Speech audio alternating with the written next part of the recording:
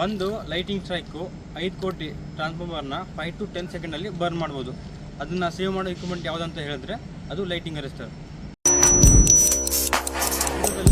Lighting ಅರೆಸ್ಟರ್ ಅಂದರೆ ಏನು, lighting ಅರೆಸ್ಟರ್ ಯಾವಾಗ ಲೈಟಿಂಗ್ ಸ್ಟ್ರೈಕ್ ಯಾವಾಗ ಬರುತ್ತೆ ಮತ್ತು ಅದು ಲೈಟಿಂಗ್ ಅರೆಸ್ಟರ್ ಯಾವ ಥರ ವರ್ಕ್ ಮಾಡುತ್ತೆ ಮತ್ತು ಅದರಲ್ಲಿ ಯಾವ ಟೆಸ್ಟಿಂಗ್ ಮಾಡ್ತೀವಿ ಅಂತ ಇವತ್ತಿನ ವೀಡಿಯೋದಲ್ಲಿ ಹೇಳ್ತೀನಿ. ಮೊದಲನೇದು ಲೈಟಿಂಗ್ ಅರೆಸ್ಟರ್ ಅಂತಂದರೆ ನಿಮಗೆ ಇಲ್ಲಿ ಕಾಣ್ತಿರ್ಬೋದು 3 ಸ್ಟ್ರೈಕ್ ಇದೆ. ಅದರಲ್ಲಿ ಏನಿದೆ ಅಂದರೆ ಇದು 220 kV ಇದೆ. ಅದು ನನಗನ್ಸೋ ಪ್ರಕಾರ 1990 ಅಂದರೆ 270 kV ಅದು ರೇಟೆಡ್ ಇರ್ಬೋದು. ಅದು ಜಸ್ಟ್ ಎಕ್ಸಾಂಪಲ್ ತಗೋತಾ ಇದ್ದೀನಿ. ಲೈಟಿಂಗ್ ಅರೆಸ್ಟ್ ಅಂದರೆ ಇದು ಓವರ್ ವೋಲ್ಟೇಜು ಪ್ರೊಟೆಕ್ಷನ್ ಡಿವೈಸು. ಇದು ಓವರ್ ವೋಲ್ಟೇಜ್ ಪ್ರೊಟೆಕ್ಷನ್ ಯೂನಿಟ್ ಒಂದು ಏನು ಮಾಡುತ್ತೆ ಅಂತ ಇದು ಯಾವಾಗ ಬರುತ್ತೆ ಅಂತ ಹೇಳಿದ್ರೆ ನೀವು ನೋಡಿರ್ಬೋದು, ಮಳೆಗಾಲದಲ್ಲಿ ಹೆವಿ ಸಿಡ್ಲು ಬರ್ತಾ ಇರುತ್ತೆ. ಆವಾಗ ಜಾಸ್ತಿ ಗುಡುಗು ಸಿಡ್ಲು ಜಾಸ್ತಿ ಇರುತ್ತೆ. ಆ ಟೈಮಲ್ಲಿ ಏನಾಗುತ್ತೆ ಅಂತ ಹೇಳಿದ್ರೆ ನಮ್ಮ ಇದು ಎಕ್ವಿಪ್ಮೆಂಟಲ್ಲಿ ಸಬ್ಸ್ಟೇಷನಲ್ಲಿ ಇಕ್ವಿಪ್ಮೆಂಟು ಟ್ರಾನ್ಸ್ಫಾರ್ಮರು ಎಲ್ಲೆಲ್ಲಿ ಎರೆಕ್ಷನ್ ಮಾಡ್ತಾರೆ ಅಂತ ಹೇಳಿದ್ರೆ ನಮ್ಮದು ಮೇನು ಲೈನ್ ಸೈಡ್ ಕನೆಕ್ಟ್ ಮಾಡ್ತಾರೆ, ಇನ್ಕಮಿಂಗ್ ಇರುತ್ತೆ, ಮತ್ತು ಟ್ರಾನ್ಸ್ಫಾರ್ಮರ್ ಸೈಡು ಅಲ್ಲಿ ಯಾಕೆ ಮಾಡ್ತಾರೆ ಅಂತ ಹೇಳಿದ್ರೆ ಟ್ರಾನ್ಸ್ಫಾರ್ಮರ್ ಅದು ಸೇಫ್ ಆಗಿರ್ಬೇಕಂತ ಅದು ಮಾಡ್ತಾರೆ. ಮತ್ತು ಲೈನ್ ಸೈಡ್ ಯಾಕೆ ಎಲ್ಲ ಎರೆಕ್ಷನ್ ಮಾಡ್ತಾರೆ ಅಂತ ಹೇಳಿದ್ರೆ ಲೈನ್ ಸೈಡ್ ಇರೋ ಇಕ್ವಿಪ್ಮೆಂಟ್ಸು ಸೇಫ್ ಆಗಿರಬೇಕು ಅಂತ ಹೇಳ್ಬಿಟ್ಟು ಎರೆಕ್ಷನ್ ಮಾಡ್ತಾರೆ. ಇದು ಯಾವ ಥರ ವರ್ಕ್ ಮಾಡುತ್ತೆ ಅಂತ ಹೇಳಿದ್ರೆ ಈಗ ನೋಡ್ಕೋಬೋದು. ಇದು ನಮ್ದು ಏನು ಮಾಡುತ್ತೆ ಅಂತ ಹೇಳಿದ್ರೆ ಇದು ನಮ್ಮದು ಕರೆಂಟ್ ಕಟ್ ಆಫ್ ಮಾಡಲ್ಲ. ಇದೇನು ಮಾಡುತ್ತೆ ಅಂತ ಹೇಳಿದ್ರೆ ಹೈ ಕರೆಂಟ್ ಬಂದಿರುತ್ತಲ್ಲ ಅದನ್ನು ಡೈರೆಕ್ಟ್ ಈಗ ಸರ್ಜ್ ಕೌಂಟ್ರ್ ಬರುತ್ತೆ ಅಂತ ಹೇಳಿದ್ರೆ ಅದೇ ಮಾಡುತ್ತೆ, ಬಂದು ಸರ್ಜನ್ನು ಡೈರೆಕ್ಟ್ ಗ್ರೌಂಡ್ ಕಳಿಸುತ್ತೆ. ಯಾವ ಥರ ಅಂತ ಹೇಳಿದ್ರೆ ಇದು ನಾರ್ಮಲ್ ಆಗಿ ಲೈವ್ ಸ್ಟೇಷನ್ ಇರುತ್ತಲ್ಲ ಆ ಟೈಮಲ್ಲಿ ಇದು ಹೈ ರೆಸಿಸ್ಟೆನ್ಸ್ ಪಾತ್ ಕ್ರಿಯೇಟ್ ಮಾಡಿಕೊಡುತ್ತೆ.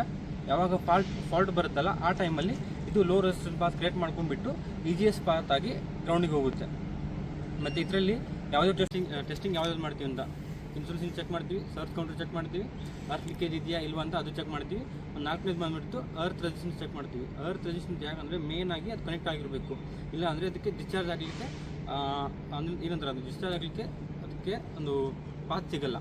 ಅದಕ್ಕೆ ಮೇನ್ ನಮ್ಮದು ಅರ್ದಿಂಗ್ ಕನೆಕ್ಟ್ ಇರಬೇಕು. ಇದು ನಿಮ್ಗೆ ಏನು ಮಾಡ್ತೀನಿ ಅಂತಂದರೆ ಅದು ತೋರಿಸ್ತೀನಿ ಪ್ರಾಕ್ಟಿಕಲಿ. ಜೂಮ್ ಮಾಡಿಬಿಟ್ಟು ಸ್ವಲ್ಪ ಜೂಮ್ ಮಾಡ್ಕೊ 3 ಸ್ಟ್ಯಾಕ್ ಇದೆ ನೋಡ್ಬೋದು. ಟಾಪಲ್ಲಿ ವೈರ್ ಕನೆಕ್ಟ್ ಇದೆ. ಅದು ಓನ್ಲಿ ನಮ್ದು ಇಲ್ಲಿರೋದು 3 ಸ್ಟ್ಯಾಕ್ಸ್. ಮತ್ತು ಅದಕ್ಕೆ ಸರ್ಜ್ ಕೌಂಟ್ರು ಬಂದರೆ ಈಗ ಸರ್ಜ್ ಬರುತ್ತಲ್ಲ ಅದು ಯಾವ ಥರ ಕನೆಕ್ಟ್ ಗೊತ್ತಾಗುತ್ತೆ ಅಂತ ಹೇಳ್ಬಿಟ್ಟು ತೋರಿಸ್ತೀನಿ. ಅದೊಂದು ಮೀಟರ್ ಇರುತ್ತೆ, ಮೀಟರ್ ತೋರಿಸ್ತೀವಿ. ಇಲ್ಲಿ ನೋಡ್ಕೋಬೋದು, ಇದು ಸರ್ಜ್ ಕೌಂಟ್ರು ಇಲ್ಲಿ ನೋಡ್ತಿದೆಯಲ್ಲ, ಇದು 000003. ಇದೇನಾಗುತ್ತೆ ಅಂದರೆ ನಮ್ಮದು ಸರ್ಜು ಯಾವ ಥರ ಇದೇನಾದರೂ ನಮಗೆ ಇನ್ನು ರೈನಿ ಸೀಸನಲ್ಲಿ ಸರ್ಜ್ ಬಂದರೆ ಇಲ್ಲಿ ಎಷ್ಟು ಬಂದಿದೆ ಗೊತ್ತಾಗುತ್ತೆ. ಒಂದ್ಸತಿ ಬಂದು ಹೋದರೆ ಇದು ಕೌಂಟರ್ ಚೇಂಜ್ ಆಗುತ್ತೆ ನಮ್ಮದು. ಮತ್ತು ಈ ಥರ ಕನೆಕ್ಷನ್ ಯಾವ ಥರ ಇರಬೇಕಂತ ಒಂದ್ಸಲ ತೋರಿಸ್ತೀನಿ. ಒಂದು ಬಾ, ಈಗ ನೀವು ನೋಡ್ತಿರ್ಬೋದು ಇವ್ರು ಮಾಡಿರೋದು ಇದು ರಾಂಗ್ ಇದೆ. ಈ ಥರ ಮಾಡ್ಲಿಕ್ಕೆ ಹೋಗಬಾರ್ದು. ಇದೇನಾಗುತ್ತೆ ಅಂದರೆ ನಮ್ಮದು ಔಟ್ ಆಗುತ್ತೆ. ಇಲ್ಲಿ ಮೇನ್ ಎಲ್ಲೇ ಇದೆಯಲ್ಲ ಎಲ್ಲಿಂದ ಬಂದಿರೋ ವೈರ್ ಇಲ್ಲಿ ಕನೆಕ್ಟ್ ಆಗಬೇಕು ಅಥವಾ ಇಲ್ಲಿ ಕನೆಕ್ಟ್ ಆಗಬೇಕು. ಇದು ಕನೆಕ್ಟ್ ಆದರೆ ಇದು ಇನ್ನಾಗುತ್ತೆ, ಇದು ಔಟ್ ಆಗುತ್ತೆ. ಅಂದರೆ ಇದು ನಮ್ಮದು ಗ್ರೌಂಡ್ ಪಾತ್ ರಿಟರ್ನ್ ಪಾತ್ ಸಿಗುತ್ತೆ. ಇದು ಮಾಡಿರೋದು ರಾಂಗ್ ಇದೆ, ಚೇಂಜ್ ಮಾಡ್ಕೋಬೇಕಾಗುತ್ತೆ.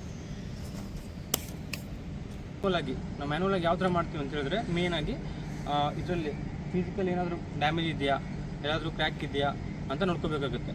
ಇದು ನಾವು ಮಾಡದಿದ್ರೆ ಏನಾಗುತ್ತೆ, ಮಾಡದೇ ಇದ್ದರೆ ಇಕ್ವಿಪ್ಮೆಂಟು ಅದು ಬ್ಲಾಸ್ಟ್ ಆಗಿಬಿಟ್ಟು ಅದರ ಅಕ್ಕಪಕ್ಕ ಇರೋ ಇಕ್ವಿಪ್ಮೆಂಟ್ ಡ್ಯಾಮೇಜ್ ಆಗಿಬಿಟ್ಟು ಅದು ಫ್ಲ್ಯಾಶ್ ಓವರ್ ಆಗೋ ಚಾನ್ಸಸ್ ಜಾಸ್ತಿ ಇರುತ್ತೆ. ಇವತ್ತಿನ ವೀಡಿಯೋದಲ್ಲಿ ಯಾವ ಥರ ಟೆಸ್ಟ್ ಮಾಡ್ತೀವಿ, ಏನೇನು ನೋಡ್ಕೋಬೇಕು, ಅದು ಯಾವ ಥರ ವರ್ಕ್ ಮಾಡೋದು ಅಂತ ಹೇಳ್ತೀನಿ. ನಾವು ಈ ಥರ ಮಾಡೋ ಪ್ರೊಸೀಜರ್ ಇದೆ. ನೀವೇನಾದರೂ ಬೇರೆ ಆಗಿ ವರ್ಕ್ ಮಾಡ್ತೀರಾ, ಪ್ರೊಸೀಜರ್ ಏನೋ ಚೇಂಜ್ ಇದ್ದರೆ ವೀಡಿಯೋದಲ್ಲಿ ಕಮೆಂಟ್ ಮಾಡಿ. ನಾವು ಮಾಡೋ ಪ್ರೊಸೀಜರ್ ಎಕ್ಸ್ಪ್ಲೇನ್ ಮಾಡಿದ್ದೀನಿ. ಮತ್ತು ನಿಮ್ಗೇನಾದರೂ ಇದ್ರ ಬಗ್ಗೆ ಜಾಸ್ತಿ ಗೊತ್ತಿದೆ ಅದನ್ನು ಕೂಡ ನನ್ನ ಜೊತೆ ಶೇರ್ ಮಾಡಿ. ಇವತ್ತಿನ ವೀಡಿಯೋದಲ್ಲಿ ಇಷ್ಟೇ.